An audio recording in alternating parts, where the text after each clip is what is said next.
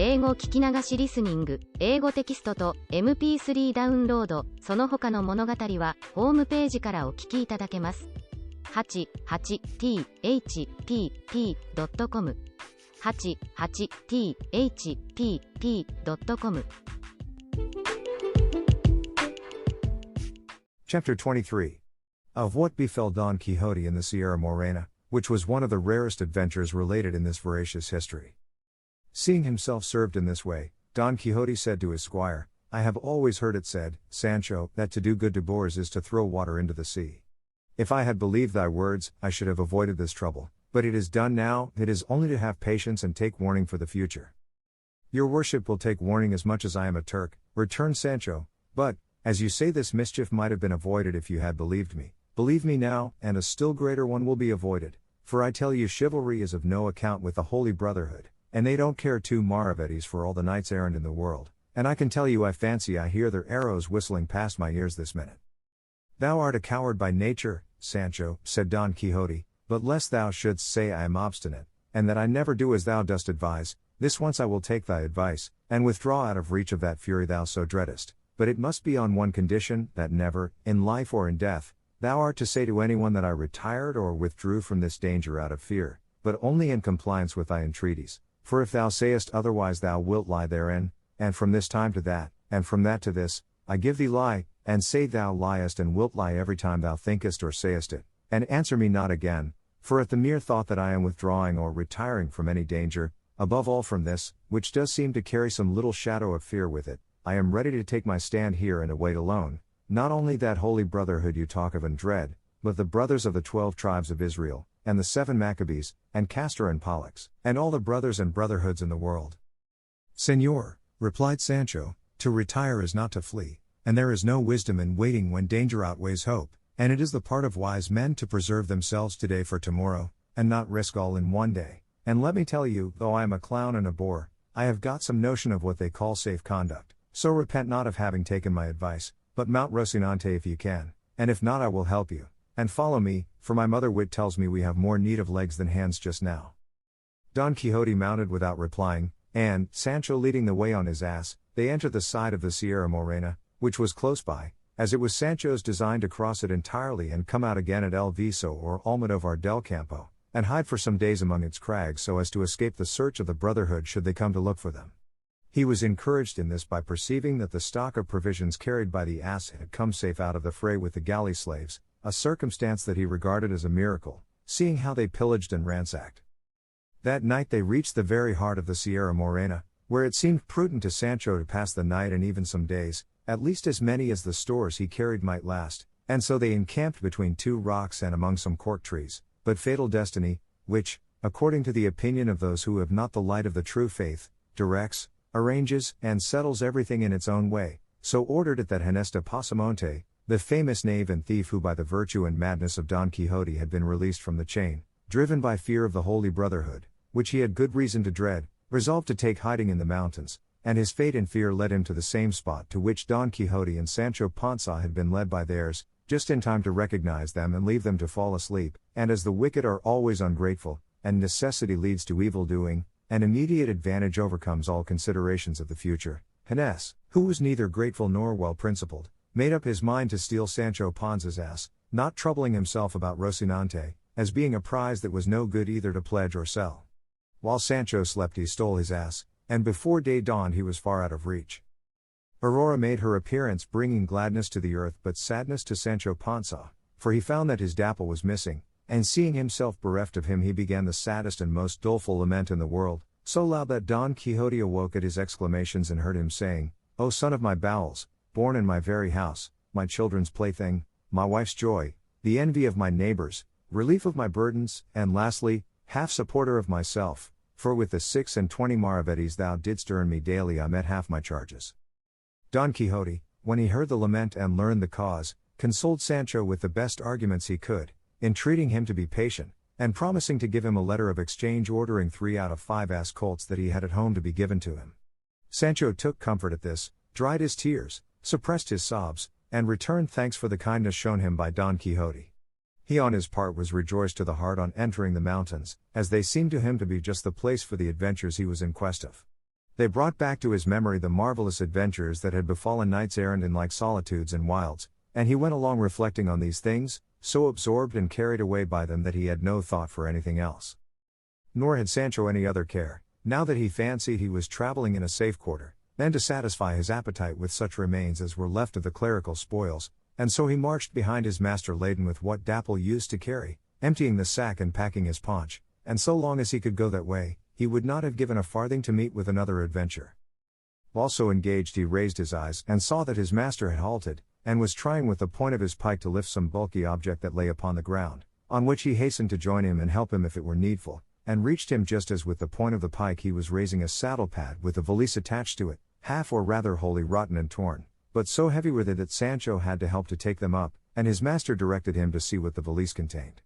Sancho did so with great alacrity, and though the valise was secured by a chain and padlock, from its torn and rotten condition he was able to see its contents, which were 4 shirts of fine holland, and other articles of linen no less curious than clean, and in a handkerchief he found a good lot of gold crowns, and as soon as he saw them he exclaimed, "Blessed be all heaven for sending us an adventure that is good for something." Searching further he found a little memorandum book richly bound. This Don Quixote asked of him, telling him to take the money and keep it for himself. Sancho kissed his hands for the favor, and cleared the valise of its linen, which he stowed away in the provision sack. Considering the whole matter, Don Quixote observed, "It seems to me, Sancho, and it is impossible it can be otherwise, that some strayed traveler must have crossed this sierra and been attacked and slain by footpads, who brought him to this remote spot to bury him." "That cannot be," answered Sancho, "because if they had been robbers they would not have left this money."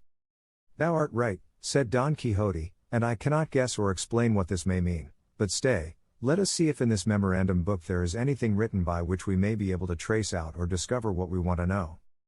He opened it, and the first thing he found in it, written roughly but in a very good hand, was a sonnet, and reading it aloud that Sancho might hear it, he found that it ran as follows. "Greater than sonnet or love is lacking in intelligence, or to the height of cruelty attains, or else it is my doom to suffer pains beyond the measure due to my offense. But if love be a god, it follows thence that he knows all, and certain it remains no god loves cruelty, then who ordains this penance that enthralls while it torments? It were a falsehood, Chloe, thee to name, such evil with such goodness cannot live, and against heaven I dare not charge the blame, I only know it is my fate to die. To him who knows not whence his malady a miracle alone a cure can give." "There is nothing to be learned from that rhyme," said Sancho, "unless by that clue there's in it, one may draw out the ball of the whole matter." "What clue is there?" said Don Quixote. "I thought your worship spoke of a clue in it," said Sancho.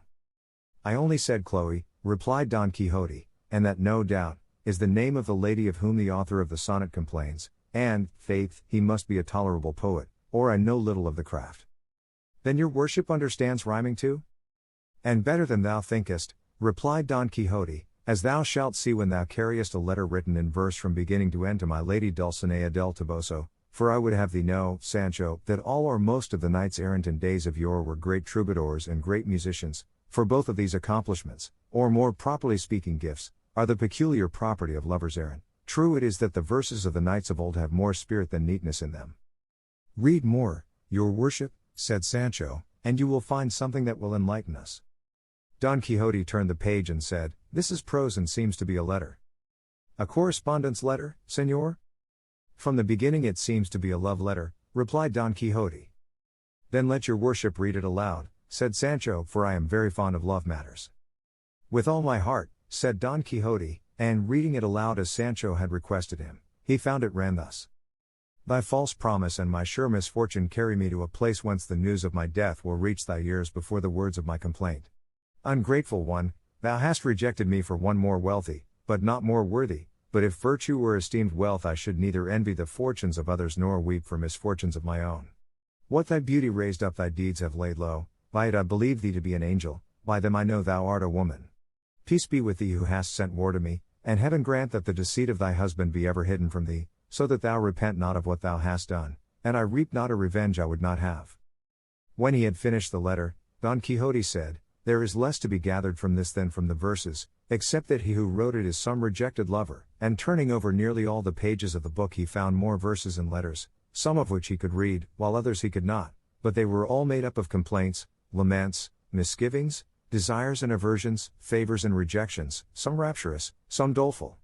While Don Quixote examined the book, Sancho examined the valise, not leaving a corner in the whole of it or in the pad that he did not search, peer into, and explore, or seam that he did not rip, or tuft of wool that he did not pick to pieces, lest anything should escape for want of care and pains. So keen was the covetousness excited in him by the discovery of the crowns, which amounted to near 100, and though he found no more booty, he held the blanket flights, balsam vomits, steak benedictions, carriers' fisticuffs, missing alforges, stolen coat, and all the hunger, thirst, and weariness he had endured in the service of his good master, cheap at the price, as he considered himself more than fully indemnified for all by the payment he received in the gift of the treasure trove. The Knight of the Rueful Countenance was still very anxious to find out who the owner of the valise could be, conjecturing from the sonnet and letter, from the money and gold, and from the fineness of the shirts, that he must be some lover of distinction whom the scorn and cruelty of his lady had driven to some desperate course. But as in that uninhabited and rugged spot there was no one to be seen of whom he could inquire, he saw nothing else for it but to push on, taking whatever road Rocinante chose, which was where he could make his way, firmly persuaded that among these wilds he could not fail to meet some rare adventure. As he went along, then, occupied with these thoughts, he perceived on the summit of a height that rose before their eyes a man who went springing from rock to rock and from tussock to tussock with marvelous agility. As well as he could make out he was unclad, with a thick black beard, long tangled hair, and bare legs and feet. His thighs were covered by breeches apparently of tawny velvet but so ragged that they showed his skin in several places. He was bareheaded, and notwithstanding the swiftness with which he passed as has been described, the Knight of the Rueful Countenance observed and noted all these trifles, and though he made the attempt, he was unable to follow him, for it was not granted to the feebleness of Rocinante to make way over such rough ground, he being, moreover, slow-paced and sluggish by nature. Don Quixote at once came to the conclusion that this was the owner of the saddle-pad and of the valise, and made up his mind to go in search of him, even though he should have to wander a year in those mountains before he found him, and so he directed Sancho to take a short cut over one side of the mountain, while he himself went by the other, and perhaps by this means they might light upon this man who had passed so quickly out of their sight. "I could not do that," said Sancho, "for when I separate from your worship fear at once lays hold of me, and assails me with all sorts of panics and fancies, and let what I now say be in notice that from this time forth I am not going to stir a finger's width from your presence." "It shall be so," said he of the rueful countenance, "and I am very glad that thou art willing to rely on my courage, which will never fail thee even though the soul in thy body fail thee. So come on now behind me slowly as well as thou canst, and make lanterns of thine eyes. Let us make the circuit of this ridge. Perhaps we shall light upon this man that we saw, who no doubt is no other than the owner of what we found." To which Sancho made answer, "Far better would it be not to look for him, for, if we find him, and he happens to be the owner of the money, it is plain I must restore it. It would be better, therefore, that without taking this needless trouble, I should keep possession of it until in some other less meddlesome and officious way the real owner may be discovered, and perhaps that will be when I shall have spent it, and then the king will hold me harmless." "Thou art wrong there, Sancho," said Don Quixote, "for now that we have a suspicion who the owner is, and have him almost before us, we are bound to seek him and make restitution, and if we do not see him, the strong suspicion we have as to his being the owner makes us as guilty as if he were so, and so, friend Sancho, let not our search for him give thee any uneasiness, for if we find him it will relieve mine." And so saying he gave Rocinante the spur, and Sancho followed him on foot and loaded, and after having partly made the circuit of the mountain they found lying in a ravine, dead and half devoured by dogs and pecked by jackdaws, a mule saddled and bridled, all which still further strengthened their suspicion that he who had fled was the owner of the mule and the saddle-pad. As they stood looking at it they heard a whistle like that of a shepherd watching his flock, and suddenly on their left there appeared a great number of goats, and behind them on the summit of the mountain the goatherd in charge of them, a man advanced in years. Don Quixote called aloud to him and begged him to come down to where they stood.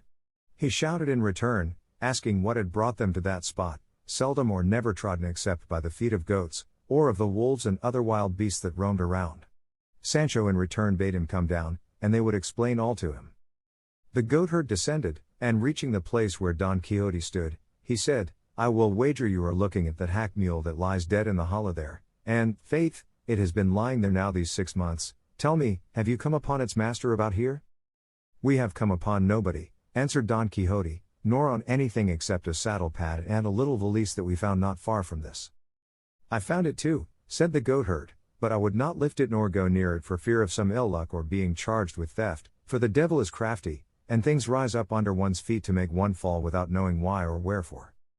"That's exactly what I say," said Sancho. "I found it too, and I would not go within a stone's throw of it, There I left it, and there it lies just as it was, for I don't want a dog with a bell. Tell me, good man, said Don Quixote, do you know who is the owner of this property?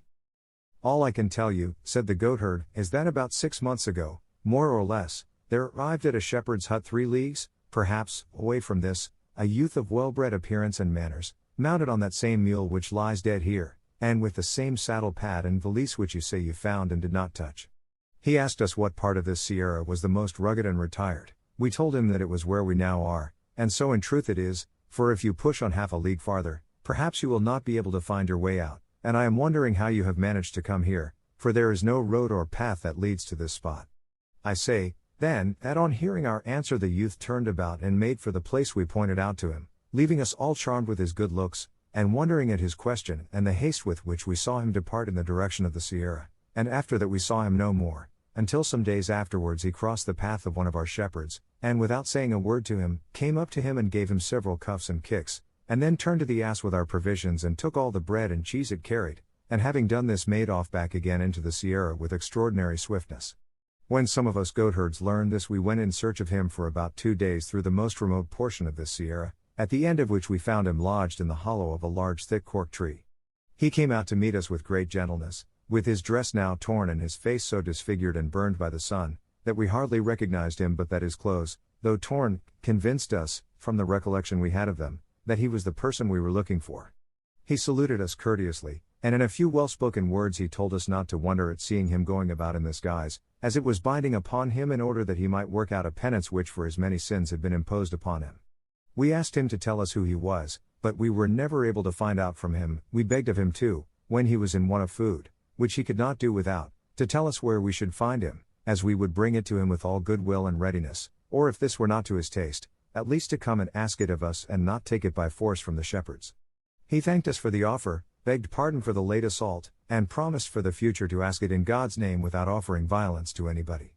As for fixed abode, he said he had no other than that which chance offered wherever night might overtake him, and his words ended in an outburst of weeping so bitter that we who listened to him must have been very stones had we not joined him in it, comparing what we saw of him the first time with what we saw now, for, as I said, he was a graceful and gracious youth, and in his courteous and polished language showed himself to be of good birth and courtly breeding, and rustics as we were that listened to him, even to our rusticity his gentle bearing sufficed to make it plain.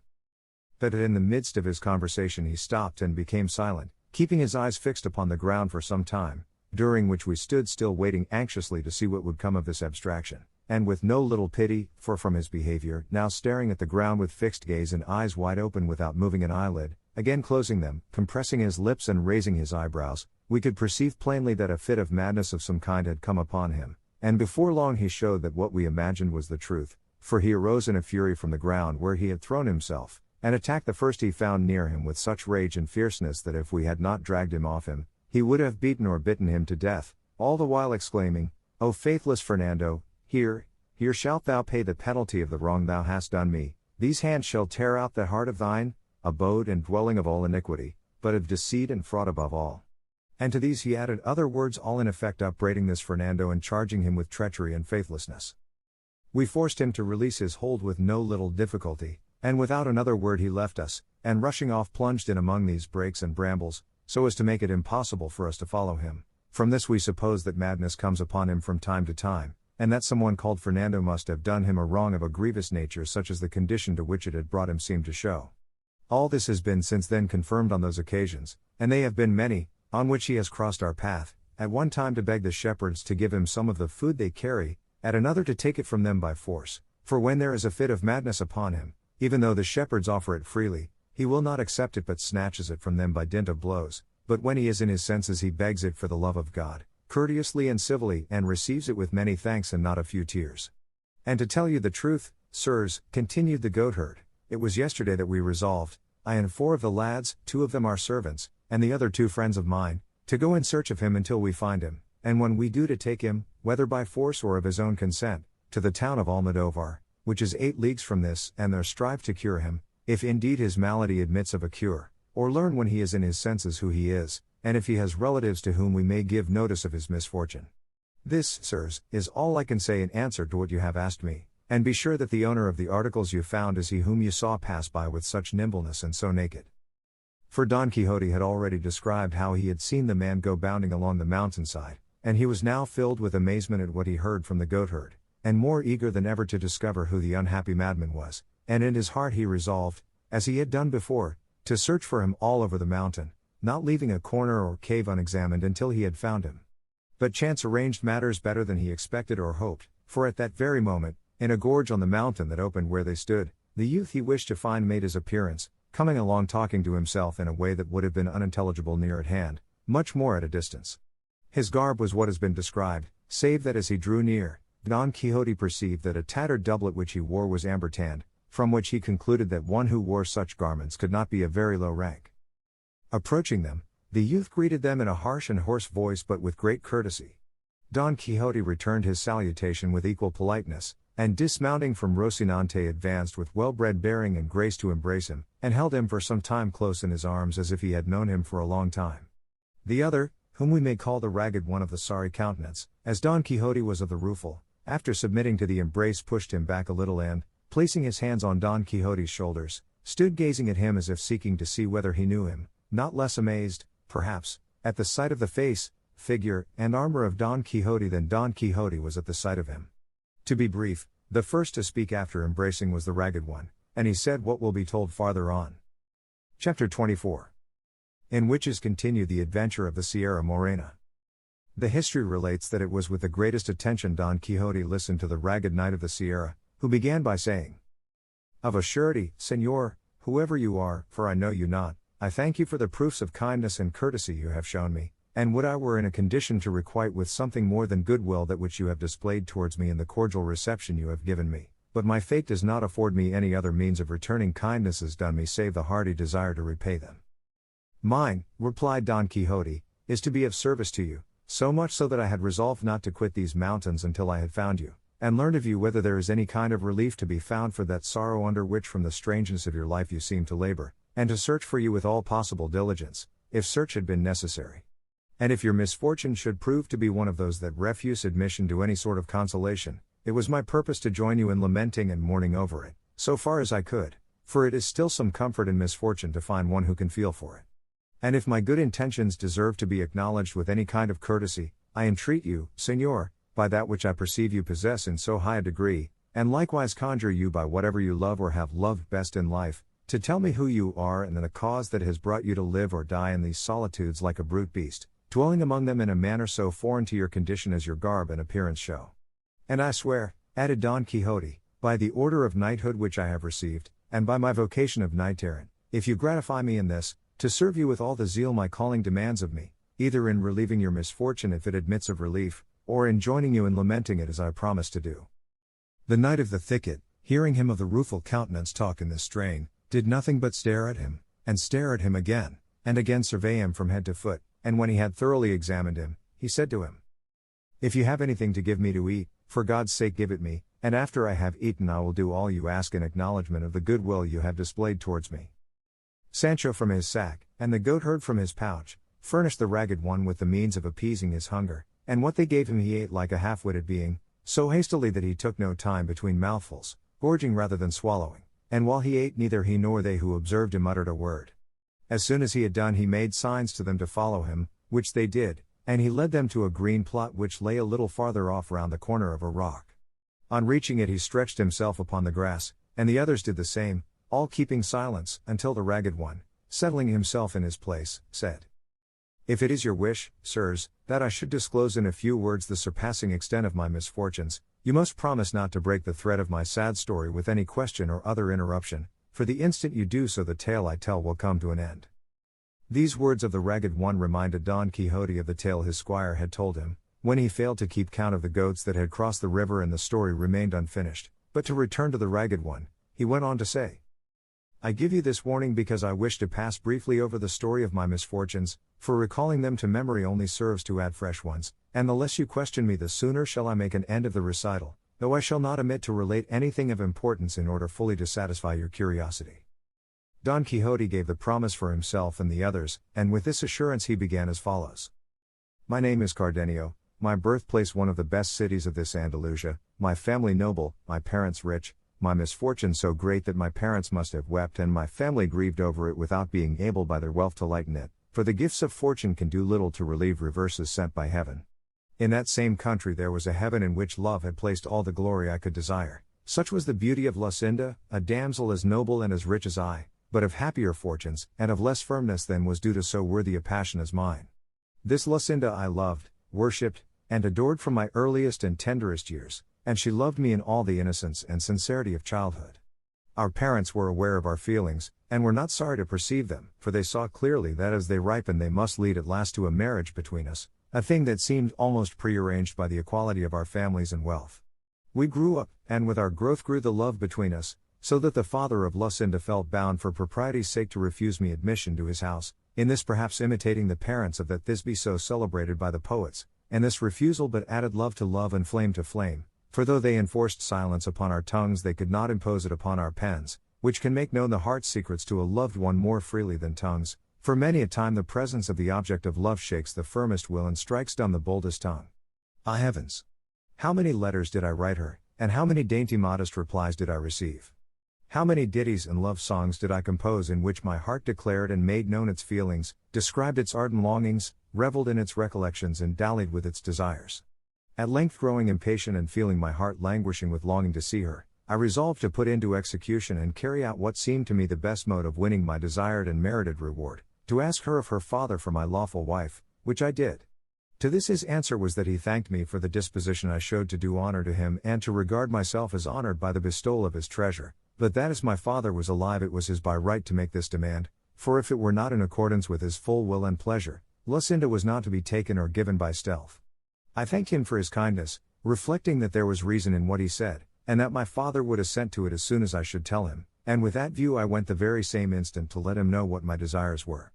When I entered the room where he was I found him with an open letter in his hand, which, before I could utter a word, he gave me, saying, "By this letter thou wilt see, Cardenio, the disposition the Duke Ricardo has to serve thee.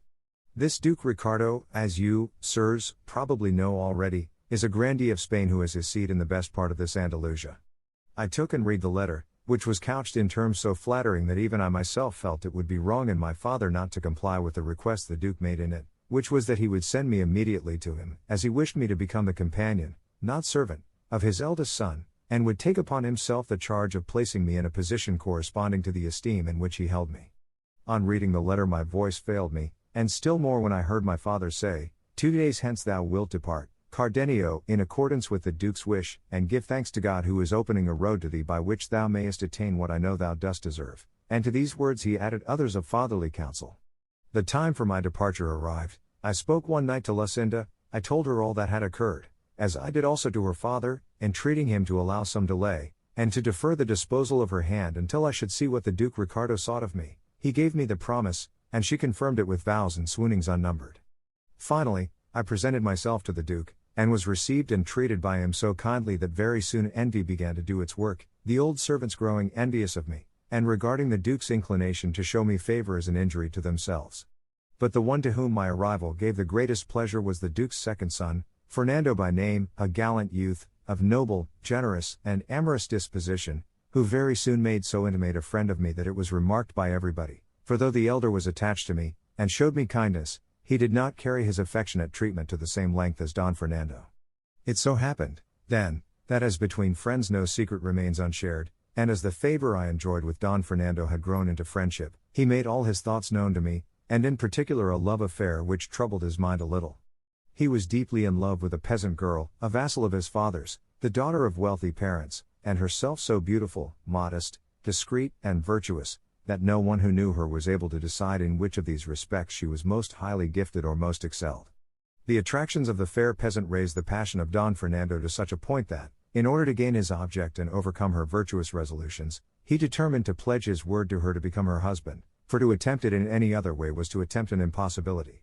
Bound to him as I was by friendship, I strove by the best arguments and the most forcible examples I could think of to restrain and dissuade him from such a course, but perceiving I produced no effect I resolved to make the Duke Ricardo, his father, acquainted with the matter, but Don Fernando, being sharp-witted and shrewd, foresaw and apprehended this, perceiving that by my duty as a good servant I was bound not to keep concealed a thing so much opposed to the honor of my lord the Duke, and so, to mislead and deceive me, He told me he could find no better way of effacing from his mind the beauty that so enslaved him than by absenting himself for some months, and that he wished the absence to be affected by our going, both of us, to my father's house under the pretense, which he would make to the Duke, of going to see and buy some fine horses that there were in my city, which produces the best in the world.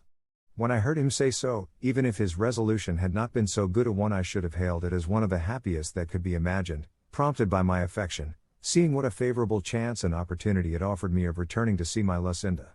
With this thought and wish I commended his idea and encouraged his design, advising him to put it into execution as quickly as possible, as, in truth, absence produced its effect in spite of the most deeply rooted feelings. But, as afterwards appeared, when he said this to me, he had already enjoyed the peasant girl under the title of husband, and was waiting for an opportunity of making it known with safety to himself, being in dread of what his father the Duke would do when he came to know of his folly. It happened, then, that as with young men love is for the most part nothing more than appetite, which, as its final object is enjoyment, comes to an end on obtaining it, and that which seemed to be love takes to flight, as it cannot pass the limit fixed by nature, which fixes no limit to true love. What I mean is that after Don Fernando had enjoyed this peasant girl, his passion subsided and his eagerness cooled, and if at first he feigned a wish to absent himself in order to cure his love, he was now in reality anxious to go to avoid keeping his promise.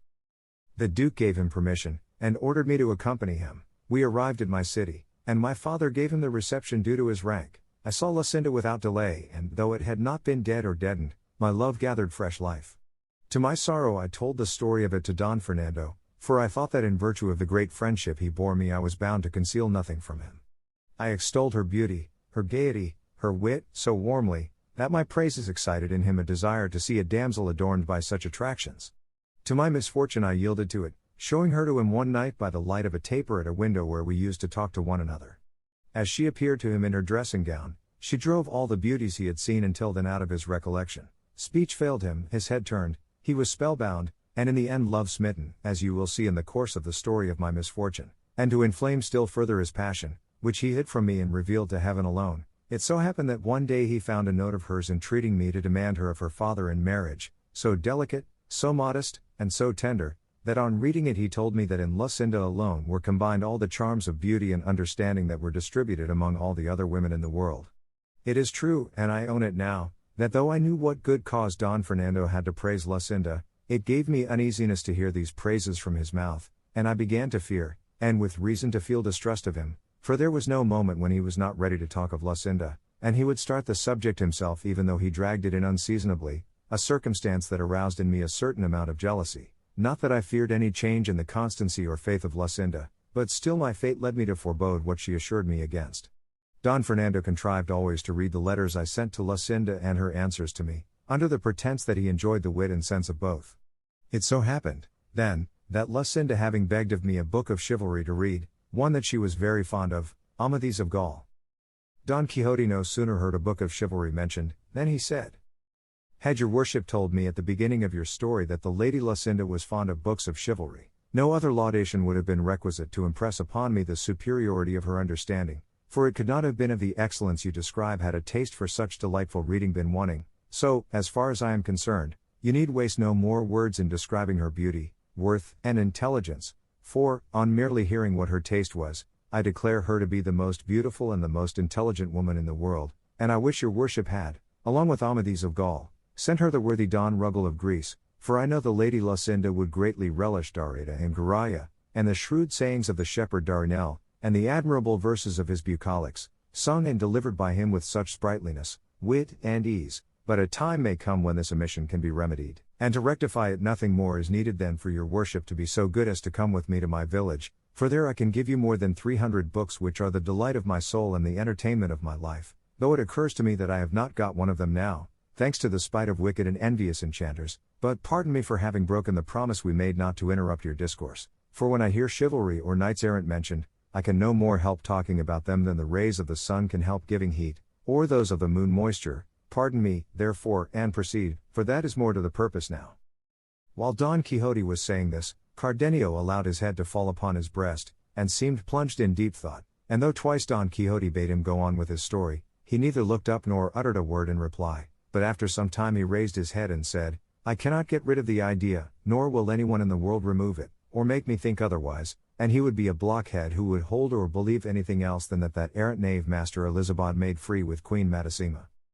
That is not true, by all that's good, said Don Quixote in high wrath, turning upon him angrily, as his way was, and it is a very great slander, or rather villainy. Queen Madasima was a very illustrious lady, and it is not to be supposed that so exalted a princess would have made free with a quack, and whoever maintains the contrary lies like a great scoundrel, and I will give him to know it, on foot or on horseback, armed or unarmed, by night or by day, or as he likes best. Cardenio was looking at him steadily, and his mad fit having now come upon him, he had no disposition to go on with his story, nor would Don Quixote have listened to it, so much had what he had heard about Madasima disgusted him. Strange to say, he stood up for her as if she were in earnest his veritable born lady, to such a pass had his unholy books brought him.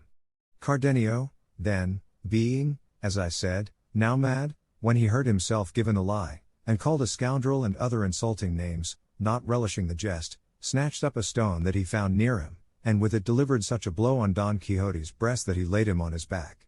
Sancho Panza, seeing his master treated in this fashion, attacked the madman with his closed fist, but the ragged one received him in such a way that with a blow of his fist he stretched him at his feet, and then mounting upon him crushed his ribs to his own satisfaction. The goatherd, who came to the rescue, shared the same fate, and having beaten and pummeled them all he left them and quietly withdrew to his hiding place on the mountain. Sancho rose, and with the rage he felt at finding himself so belabored without deserving it, ran to take vengeance on the goatherd, accusing him of not giving them warning that this man was at times taken with a mad fit, for if they had known it they would have been on their guard to protect themselves. The goatherd replied that he had said so, and that if he had not heard him, that was no fault of his. Sancho retorted, and the goatherd rejoined, and the altercation ended in their seizing each other by the beard, and exchanging such fisticuffs that if Don Quixote had not made peace between them, they would have knocked one another to pieces. "Leave me alone, Sir Knight of the Rueful Countenance," said Sancho, grappling with the goatherd, "for of this fellow, who is a clown like myself, and no dubbed knight, I can safely take satisfaction for the affront he has offered me, fighting with him hand to hand like an honest man." "That is true," said Don Quixote, "but I know that he is not to blame for what has happened." With this he pacified them, and again asked the goatherd if it would be possible to find Cardenio, as he felt the greatest anxiety to know the end of his story. The goatherd told him, as he had told him before, that there was no knowing of a certainty where his lair was, but that if he wandered about much in that neighborhood he could not fail to fall in with him either in or out of his senses. Chapter 25. Which treats of the strange things that happened to the stout knight of La Mancha in the Sierra Morena, and of his imitation of the penance of Beltenebros. Don Quixote took leave of the goatherd, and once more mounting Rocinante bade Sancho follow him, which he having no ass, did very discontentedly. They proceeded slowly, making their way into the most rugged part of the mountain, Sancho all the while dying to have a talk with his master, and longing for him to begin, so that there should be no breach of the injunction laid upon him, but unable to keep silence so long he said to him, "Señor Don Quixote, give me your worship's blessing and dismissal, for I'd like to go home at once to my wife and children with whom I can at any rate talk and converse as much as I like, for to want me to go through these solitudes day and night and not speak to you when I have a mind is burying me alive. If luck would have it that animals spoke as they did in the days of Giuseppe, it would not be so bad, because I could talk to Rocinante about whatever came into my head, and so put up with my ill fortune. But it is a hard case, and not to be borne with patience, to go seeking adventures all one's life and get nothing but kicks and blanketings, brickbats and punches, and with all this to have to sew up one's mouth without daring to say what is in one's heart, just as if one were dumb." "I understand thee, Sancho," replied Don Quixote, "thou art dying to have the interdict I placed upon thy tongue removed, consider it removed, and say what thou wilt while we are wandering in these mountains." "So be it," said Sancho, "let me speak now, for God knows what will happen by and by, and to take advantage of the permit at once, I ask, what made your worship stand up so for that Queen Majamasa, or whatever her name is, or what did it matter whether that abbot was a friend of hers or not? For if your worship had let that pass, and you were not a judge in the matter, it is my belief the madman would have gone on with his story, and the blow of the stone and the kicks, and more than half a dozen cuffs would have been escaped." "In faith, Sancho," answered Don Quixote, "if thou knewest as I do what an honorable and illustrious lady Queen Madasima was, I know thou wouldst say I had great patience that I did not break in pieces the mouth that uttered such blasphemies, for a very great blasphemy it is to say or imagine that a queen has made free with a surgeon. The truth of the story is that Master Elizabeth whom the madman mentioned was a man of great prudence and sound judgment, and served as governor and physician to the queen, but to suppose that she was his mistress is nonsense deserving very severe punishment, and as a proof that Cardenio did not know what he was saying, remember when he said it he was out of his wits. That is what I say, said Sancho, there was no occasion for minding the words of a madman, for if good luck had not helped your worship, and he had sent that stone at your head instead of at your breast, a fine way we should have been in for standing up for my lady yonder, God confound her. And then, would not Cardenio have gone free as a madman? Against men in their senses or against madmen, said Don Quixote, every knight-errant is bound to stand up for the honor of women, whoever they may be, much more for queens of such high degree and dignity as Queen Madasima, for whom I have a particular regard on account of her amiable qualities, for, besides being extremely beautiful, she was very wise, and very patient under her misfortunes, of which she had many, and the counsel and society of the Master Elizabeth were a great help and support to her in enduring her afflictions with wisdom and resignation. Hence the ignorant and ill-disposed vulgar took occasion to say and think that she was his mistress, and they lie, I say it once more, and will lie 200 times more, all who think and say so. I neither say nor think so, said Sancho, let them look to it, with their bread let them eat it, they have rendered account to God whether they misbehaved or not. I come from my vineyard, I know nothing, I am not fond of prying into other men's lives, he who buys and lies feels it in his purse, moreover, naked was I born, naked I find myself, I neither lose nor gain. But if they did, what is that to me? Many think there are flitches where there are no hooks, but who can put gates to the open plain? Moreover they said of God. God bless me, said Don Quixote, what a set of absurdities thou art stringing together. What has what we are talking about got to do with the proverbs thou art threading one after the other? For God's sake hold thy tongue, Sancho, and henceforward keep to prodding thy ass and don't meddle in what does not concern thee, and understand with all thy 5 senses that everything I have done, and doing, or shall do, is well founded on reason and in conformity with the rules of chivalry, for I understand them better than all the world that profess them.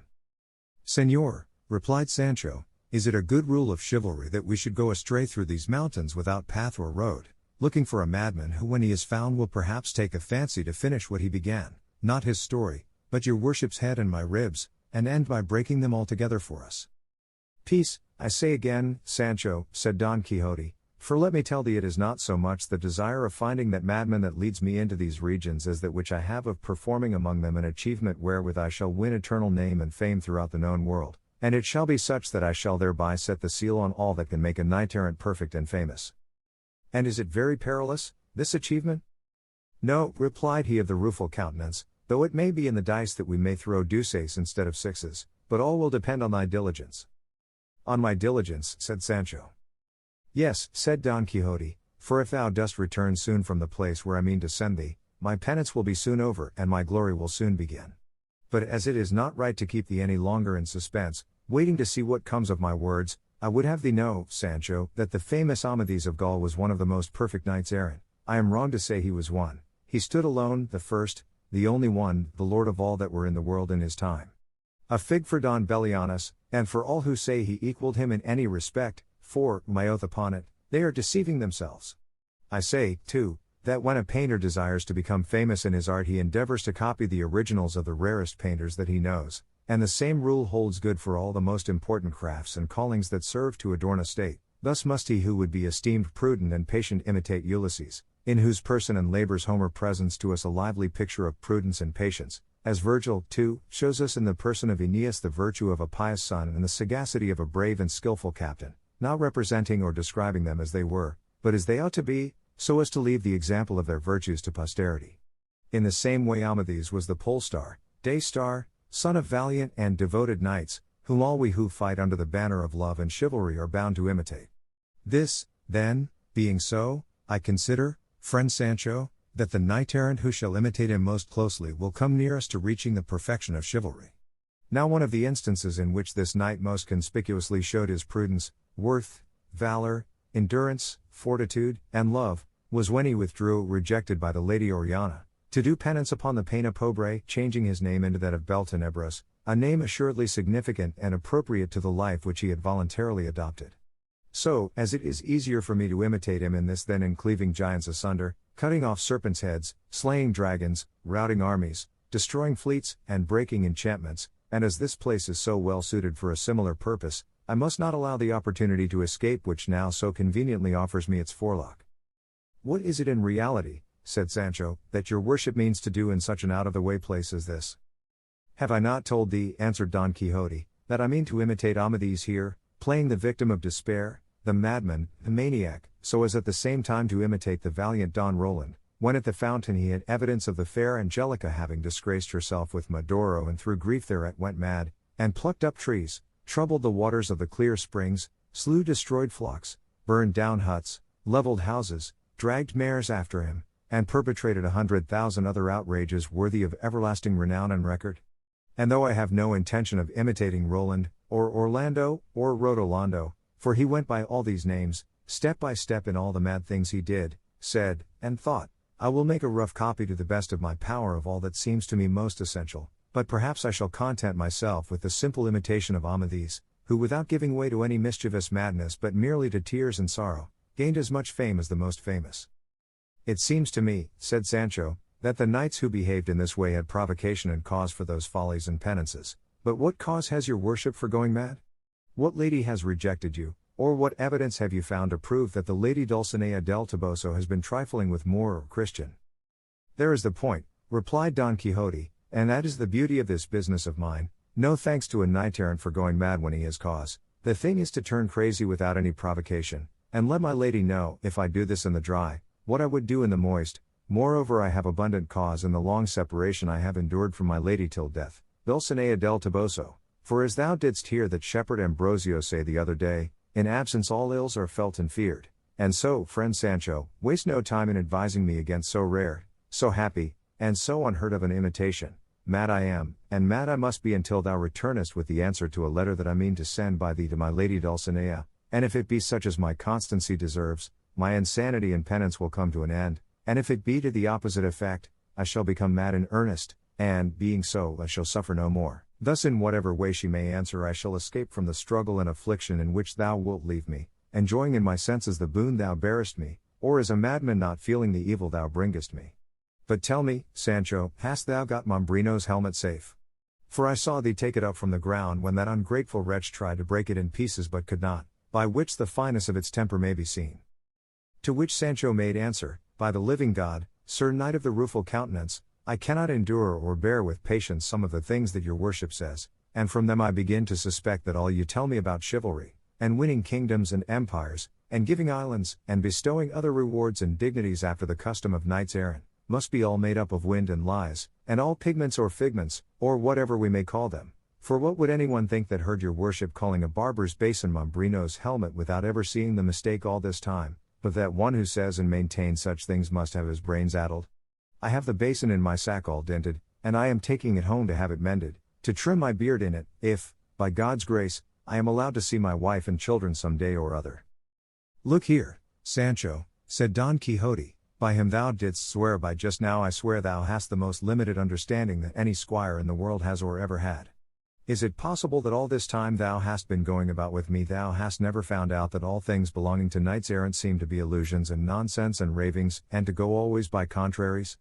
And not because it really is so, but because there is always a swarm of enchanters in attendance upon us that change and alter everything with us, and turn things as they please, and according as they are disposed to aid or destroy us. Thus what seems to thee a barber's basin seems to me Mambrino's helmet, and to another it will seem something else, and rare foresight it was in the sage who is on my side to make what is really and truly Mambrin's helmet seem a basin to everybody, for, being held in such estimation as it is, all the world would pursue me to rob me of it, but when they see it is only a barber's basin they do not take the trouble to obtain it, as was plainly shown by him who tried to break it, and left it on the ground without taking it, for, by my faith, had he known it he would never have left it behind. Keep it safe, my friend, for just now I have no need of it. Indeed, I shall have to take off all this armor and remain as naked as I was born, if I have a mind to follow Roland rather than Amadis in my penance. Thus talking they reached the foot of a high mountain which stood like an isolated peak among the others that surrounded it. Past its base there flowed a gentle brook, all around it spread a meadow so green and luxuriant that it was a delight to the eyes to look upon it, and forest trees in abundance, and shrubs and flowers, added to the charms of the spot. Upon this place the Knight of the Rueful Countenance fixed his choice for the performance of his penance, and as he beheld it exclaimed in a loud voice as though he were out of his senses. This is the place, O, ye heavens, that I select and choose for bewailing the misfortune in which ye yourselves have plunged me, This is the spot where the overflowings of mine eyes shall swell the waters of yon little brook, and my deep and endless sighs shall stir unceasingly the leaves of these mountain trees, in testimony and token of the pain my persecuted heart is suffering. Oh, ye rural deities, whoever ye be that haunt this lone spot, give ear to the complaint of a wretched lover whom long absence and brooding jealousy have driven to bewail his fate among these wilds, and complain of the hard heart of that fair and ungrateful one, the end and limit of all human beauty.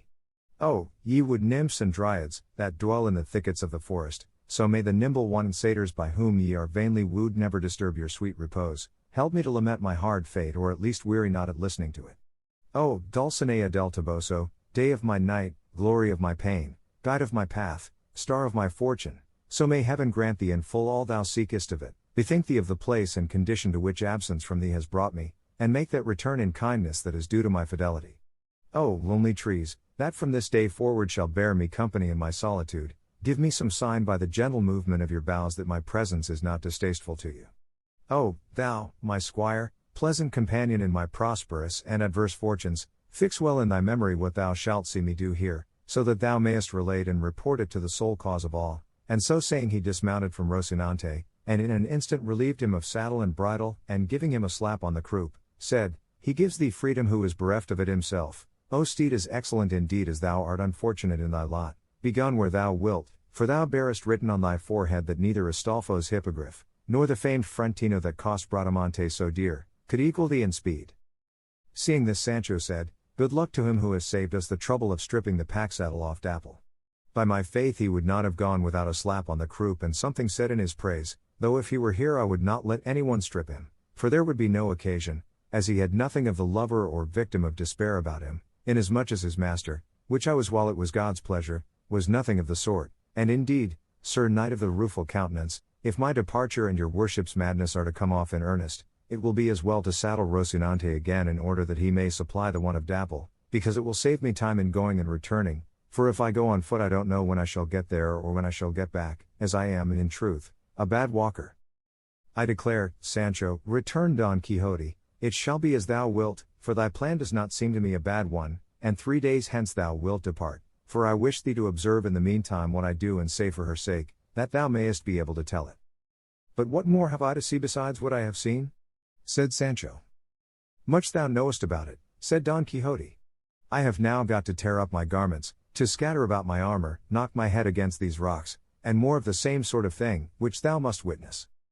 For the love of God, said Sancho, be careful, your worship, how you give yourself those knocks on the head, for you may come across such a rock, and in such a way, that the very first may put an end to the whole contrivance of this penance, and I should think, if indeed knocks on the head seem necessary to you, and this business cannot be done without them, you might be content, as the whole thing is feigned, and counterfeit, and in joke, you might be content, I say, with giving them to yourself in the water, or against something soft, like cotton, and leave it all to me, for I'll tell my lady that your worship knocked your head against a point of rock harder than a diamond.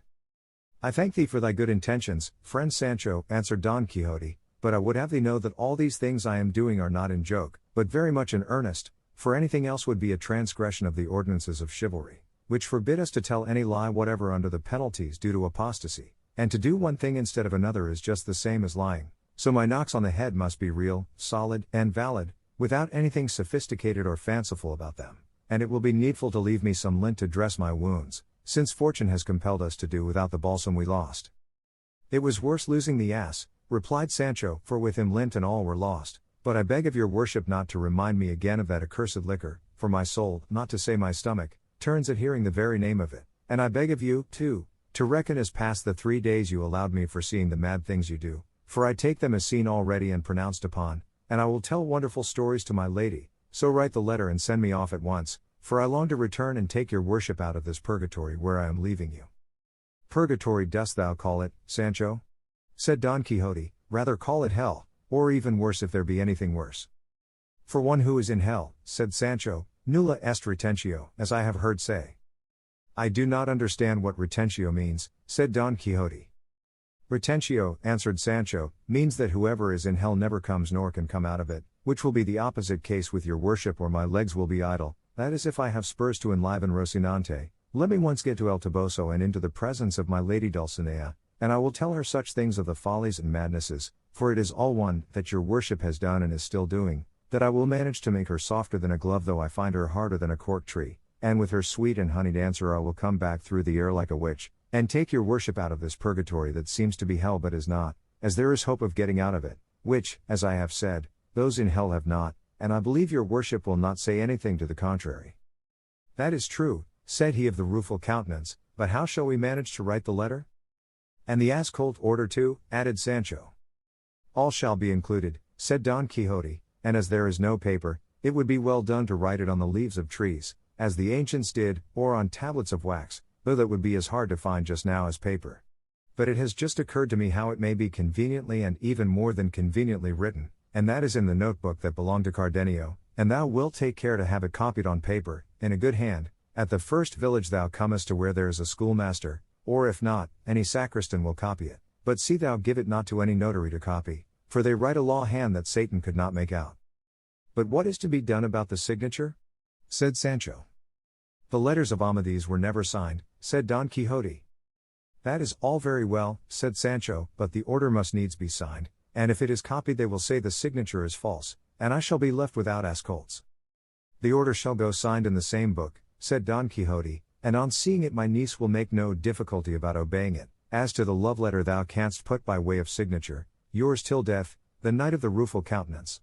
And it will be no great matter if it is in some other person's hand, for as well as I recollect Dulcinea can neither read nor write, nor in the whole course of her life has she seen handwriting or letter of mine, for my love and hers have been always platonic, not going beyond a modest look, and even that so seldom that I can safely swear I have not seen her 4 times in all these 12 years I have been loving her more than the light of these eyes that the earth will one day devour, and perhaps even of those 4 times she has not once perceived that I was looking at her, such is the retirement and seclusion in which her father Lorenzo Corchuelo and her mother Aldonza Nogales have brought her up.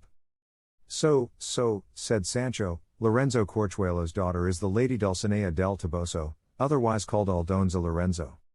She it is, said Don Quixote, and she it is that is worthy to be lady of the whole universe.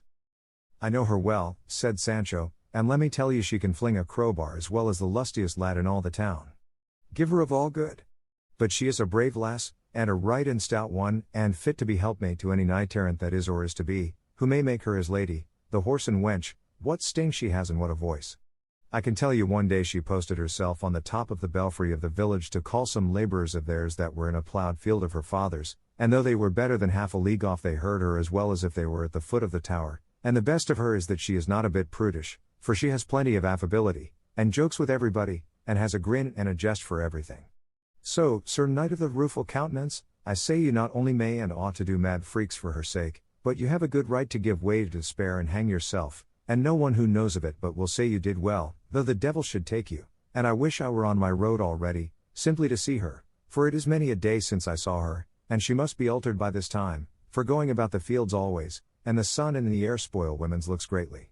But I must own the truth to your worship, Señor Don Quixote, until now I have been under a great mistake, for I believed truly and honestly that the Lady Dulcinea must be some princess your worship was in love with, or some person great enough to deserve the rich presents you have sent her, such as the Biscayne and the galley slaves, and many more no doubt, for your worship must have won many victories in the time when I was not yet your squire. But all things considered, what good can it do the Lady Aldonza Lorenzo, I mean the Lady Dulcinea del Toboso, to have the vanquished your worship sends or will send coming to her and going down on their knees before her? Because maybe when they came she'd be hackling flax or threshing on the threshing floor, and they'd be ashamed to see her, and she'd laugh, or resent the present. I have before now told thee many times, Sancho, said Don Quixote, that thou art a mighty great chatterer, and that with a blunt wit thou art always striving at sharpness, but to show thee what a fool thou art and how rational I am, I would have thee listen to a short story. Thou must know that a certain widow, fair, young, independent, and rich, and above all free and easy, fell in love with a sturdy strapping young lay brother. His superior came to know of it, and one day said to the worthy widow by way of brotherly remonstrance, I am surprised, Señora, and not without good reason, that a woman of such high standing, so fair, and so rich as you are, should have fallen in love with such a mean, low, stupid fellow as so-and-so, when in this house there are so many masters, graduates, and divinity students from among whom you might choose as if they were a lot of pears, saying this one I'll take, that I won't take. But she replied to him with great sprightliness and candor, My dear sir, you are very much mistaken, and your ideas are very old-fashioned, if you think that I have made a bad choice in so-and-so, fool as he seems, because for all I want with him he knows as much and more philosophy than Aristotle. In the same way, Sancho, for all I want with Dulcinea del Toboso she is just as good as the most exalted princess on earth. It is not to be supposed that all those poets who sang the praises of ladies under the fancy names they give them, had any such mistresses.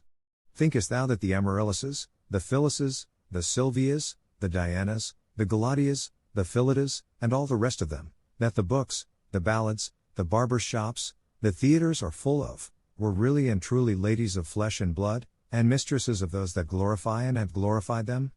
Nothing of the kind, they only invent them for the most part to furnish a subject for their verses, and that they may pass for lovers, or for men valiant enough to be so. And so it suffices me to think and believe that the good Aldonza Lorenzo is fair and virtuous, and as to her pedigree it is very little matter, for no one will examine into it for the purpose of conferring any order upon her, and I, for my part, reckon her the most exalted princess in the world.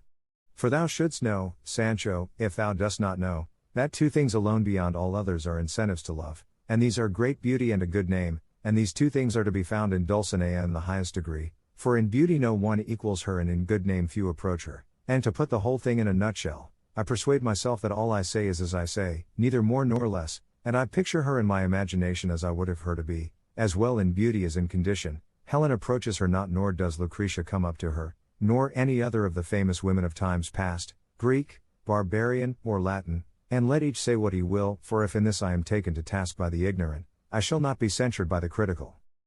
I say that your worship is entirely right, said Sancho, and that I am an ass. But I know not how the name of ass came into my mouth, for a rope is not to be mentioned in the house of him who has been hanged, but now for the letter, and then, God be with you, I am off. Don Quixote took out the notebook, and, retiring to one side, very deliberately began to write the letter, and when he had finished it he called to Sancho, saying he wished to read it to him, so that he might commit it to memory, in case of losing it on the road, for with evil fortune like as anything might be apprehended. To which Sancho replied, write it 2 or 3 times there in the book and give it to me, and I will carry it very carefully, because to expect me to keep it in my memory is all nonsense, for I have such a bad one that I often forget my own name, but for all that repeat it to me, as I shall like to hear it, for surely it will run as if it was in print. Listen, said Don Quixote, this is what it says. Don Quixote's letter to Dulcinea del Toboso, sovereign and exalted lady, the pierced by the point of absence, the wounded to the heart's core, sends thee, sweetest Dulcinea del Toboso, the health that he himself enjoys not. If thy beauty despises me, if thy worth is not for me, if thy scorn is my affliction, though I be sufficiently long-suffering, hardly shall I endure this anxiety, which, besides being oppressive, is protracted. My good squire Sancho will relate to thee in full, fair ingrate, dear enemy, the condition to which I am reduced on thy account. If it be thy pleasure to give me relief, I am thine; if not, do as may be pleasing to thee, for by ending my life I shall satisfy thy cruelty and my desire. Thine till death, the Knight of the Rueful Countenance. By the life of my father, said Sancho, when he heard the letter, it is the loftiest thing I ever heard. Body of me! How your worship says everything as you like in it. And how well you fit in the Knight of the Rueful Countenance into the signature. I declare your worship is indeed the very devil, and there is nothing you don't know. Everything is needed for the calling I follow, said Don Quixote. Now then, said Sancho, let your worship put the order for the 3 ass colts on the other side, and sign it very plainly, that they may recognize it at first sight. With all my heart, said Don Quixote, and as he had written it he read it to this effect. Mistress niece, by this first of ass colts please pay to Sancho Panza, my squire, 3 of the 5 I left at home in your charge, said 3 ass colts to be paid and delivered for the same number received here in hand, which upon this and upon his receipt shall be duly paid. Done in the heart of the Sierra Morena, the 27th of August of this present year. That will do, said Sancho, now let your worship sign it. There is no need to sign it, said Don Quixote, but merely to put my flourish, which is the same as a signature, and enough for 3 asses, or even 300. I can trust your worship, returned Sancho. Let me go and saddle Rocinante, and be ready to give me your blessing, for I mean to go at once without seeing the fooleries your worship is going to do. I'll say I saw you do so many that she will not want any more. At any rate, Sancho, said Don Quixote, I should like, and there is reason for it, I should like thee, I say, to see me stripped to the skin and performing a dozen or 2 of insanities, which I can get done in less than half an hour, for having seen them with thine own eyes, thou canst then safely swear to the rest that thou wouldst add, and I promise thee thou wilt not tell of as many as I mean to perform. For the love of God, master mine, said Sancho, Let me not see your worship stripped, for it will sorely grieve me, and I shall not be able to keep from tears, and my head aches so with all I shed last night for Dapple, that I am not fit to begin any fresh weeping. But if it is your worship's pleasure that I should see some insanities, do them in your clothes, short ones, and such as come readiest to hand, for I myself want nothing of the sort, and, as I have said, it will be a saving of time for my return, which will be with the news your worship desires and deserves. If not, let the Lady Dulcinea look to it. If she does not answer reasonably, I swear as solemnly as I can that I will fetch a fair answer out of her stomach with kicks and cuffs, for why should it be borne that a knight-errant as famous as your worship should go mad without rhyme or reason for a? Her ladyship had best not drive me to say it, for by God I will speak out and let off everything cheap, even if it doesn't sell. I am pretty good at that. She little knows me, faith, if she knew me she'd be in awe of me. In faith, Sancho, said Don Quixote, to all appearance thou art no sounder in thy wits than I. I am not so mad, answered Sancho, but I am more peppery. But apart from all this, what has your worship to eat until I come back? Will you sally out on the road like Cardenio to force it from the shepherds? Let not that anxiety trouble thee, replied Don Quixote, for even if I had it I should not eat anything but the herbs and the fruits which this meadow and these trees may yield me. The beauty of this business of mine lies in not eating, and in performing other mortifications.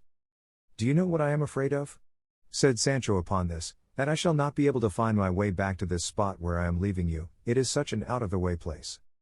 Observe the landmarks well, said Don Quixote, for I will try not to go far from this neighborhood, and I will even take care to mount the highest of these rocks to see if I can discover thee returning. However, not to miss me and lose thyself, the best plan will be to cut some branches of the broom that is so abundant about here, and as thou goest to lay them at intervals until thou hast come out upon the plain, these will serve thee, after the fashion of the clue in the labyrinth of Theseus, as marks and signs for finding me on thy return. So I will, said Sancho Panza, and having cut some, he asked his master's blessing, and not without many tears on both sides, took his leave of him, and mounting Rocinante, of whom Don Quixote charged him earnestly to have as much care as of his own person, he set out for the plain, strewing at intervals the branches of broom as his master had recommended him, and so he went his way, though Don Quixote still entreated him to see him do were it only a couple of mattacks. He had not gone 100 paces, however, when he returned and said, I must say, your worship said quite right, that in order to be able to swear without a weight on my conscience that I had seen you do mad things, it would be well for me to see if it were only one, though in your worship's remaining here I have seen a very great one. Did I not tell thee so? Said Don Quixote. Wait, Sancho, and I will do them in the saying of a credo, and pulling off his breeches in all haste he stripped himself to his skin and his shirt, and then, without more ado, he cut a couple of gambados in the air, and a couple of somersaults, heels over head, making such a display that, not to see it a second time, Sancho wheeled Rocinante round, and felt easy, and satisfied in his mind that he could swear he had left his master mad, and so we will leave him to follow his road until his return, which was a quick one. 英語聞き流しリスニング、英語テキストと MP3 ダウンロード、その他の物語はホームページからお聞きいただけます。88thpp.com 88thpp.com